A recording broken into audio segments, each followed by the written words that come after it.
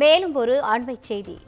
கோவை கணுவாய் யமுகா நகர் பகுதியில் திடீரென சூறைக்காற்று வீசியதால் அங்கு விளையாடிக் கொண்டிருந்த இளைஞர்கள் பதறியடித்தனர்.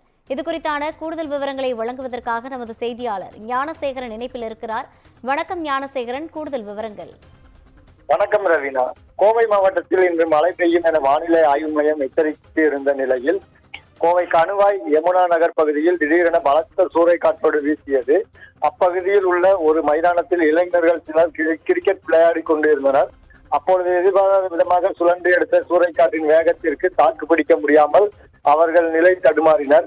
காற்றின் வேகம் அதிகமாக இருந்ததால் மைதானத்தில் இருந்த பொருட்கள் தூக்கி வீசப்பட்டன. சூறைக்காற்றின் தாக்கத்தால் விளையாட்டை பாதியில் நிறுத்திய இளைஞர் பாதுகாப்பான இடங்களை ஓடி தப்பினர். சிறிது நேரத்திற்கு பிறகு காற்றின் வேகமும் குறைந்ததால் அசம்பாவிதம் எதுவும் நிகழவில்லை.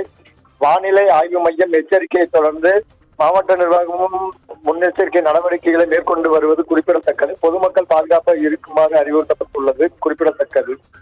கூடுதல் விவரங்களை வழங்கியமைக்காக நன்றி ஞானசேகரன்.